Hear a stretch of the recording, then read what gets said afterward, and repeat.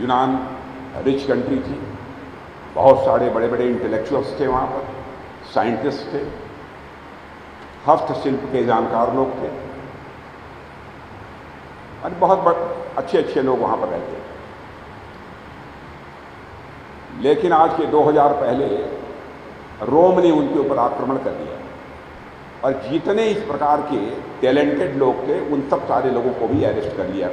कई लोगों को अरेस्ट किया, कई लोगों को गुलाम बनाया, लेकिन इन लोगों को भी गुलाम बनाया और गुलाम बनाकर उसने अपने देश की ताकत बढ़ाई हर मामले में। क्योंकि यही यूनान के रहने वाले लोग जब उनके गुलाम बन गए, जो रोम की गवर्नमेंट का आदेश होता था उस आदेश का अक्षरशः वह पालन करते। काश यदि यूनान के पास यदि मिलिट्री पावर होती तो यह सब सारी ज्ञान की शक्ति, बुद्धि की शक्ति, विद्वत्ता की शक्ति, विज्ञान की शक्ति, यह सब सुरक्षित रहेगी और दुनिया का वह ताकतवर देश बनकर रहता। लेकिन मिलिट्री पावर न होने के कारण, सब कुछ होते हुए उसने अपना सब कुछ लुटा दिया और एक कमजोर देश बन गया। और मैं तो कह सकता हूं कि सचमुच देश की ताकत का माने हमसे कोई पूछे तो मैं कहूंगा कि हमारे सेना के जवान, और कोई ये पूछे देश का भरोसा, तब भी मैं कहूंगा कि यानी मेरे सेना का जवान। यानी देश की भरोसे भी आप में हैं और देश की ताकत भी आप में।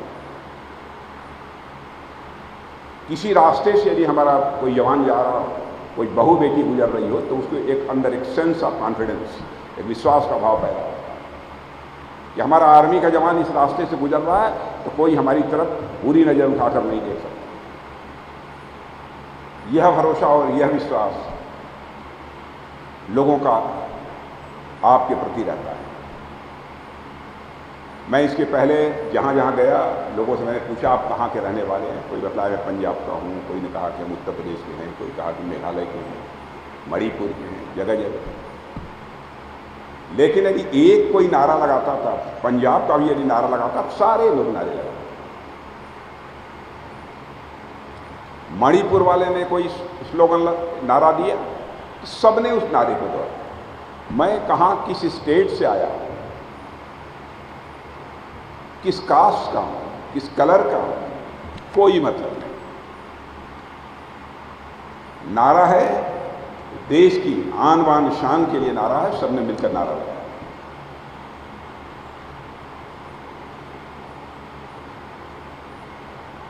यह भावना यदि कहीं पर मिलेगी तो यहीं पर मिलेगी। नेशनल स्पिरिट जिसे कहते हैं, राष्ट्रीय भाव, और मैं तो इसे राष्ट्रीय स्वाभिमान का भाव कहता हूं। यही इंस्पायर करती है। हमारी जात क्या है, रंग क्या है, धर्म क्या है, पंथ क्या है, कोई मतलब नहीं।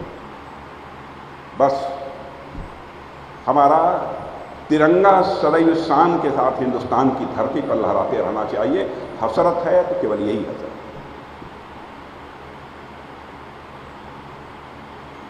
और मैं कह सकता हूं कि मित्रों, इस जिम्मेदारी का आप सब बखूबी निर्वाह कर रहे हैं।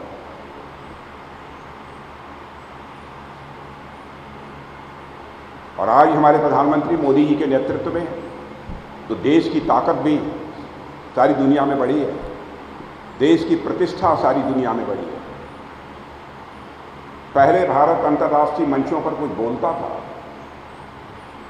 तो लोग गंभीरतापूर्वक भारत की बातों को नहीं सुनते, लेकिन आज यदि भारत अंतर्राष्ट्रीय मंचों पर कुछ बोलता है तो लोग कान खोलकर सुनते हैं कि भारत बोल क्या रहा है। यह भारत की हैसियत बन गई। डिफेंस मिनिस्टर होने के नाते भी दुनिया के कई देशों में जाने का अवसर मिलता रहता है। मैं देखता हूं, इसके पहले भी मैं गया और अब भी मैं जाता हूं, लोगों के हाव भाव बदले रहते हैं। यह क्यों बनी? समय समय पर जो आपने शौर्य और पराक्रम दिखाया है, यह उसका भी नतीजा है। केवल इसलिए नहीं कि जो भारत आज के 10, 12, 14 वर्षों पहले दुनिया के 12 आर्थिक दृष्टि से ताकतवर देशों में आता था, आज वह भारत दुनिया के 5 आर्थिक दृष्टि से ताकतवर देशों में आ गया है। केवल इस कारण नहीं है, यह भी एक कारण है। उनको इस बात का भी विश्वास है, मिलिट्री पावर के मामले में भारत सशक्त हुआ है।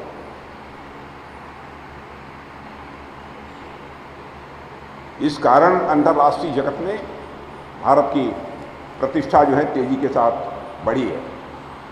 फ्रेंडली फॉरेन कंट्रीज का जहां तक सवाल है, फ्रेंडली फॉरेन कंट्रीज भी आपके ऊपर भरोसा करती हैं, विश्वास करती हैं।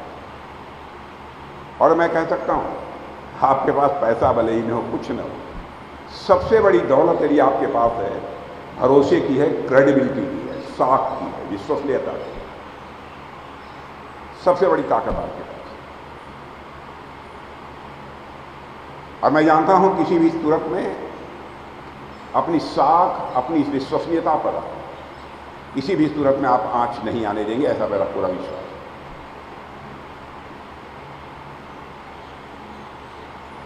अब आज जब मैं यहां पर आया हूं तो मैं समझता हूं कि भोजन का समय है, इसलिए लंबा भाषण भी नहीं होना चाहिए।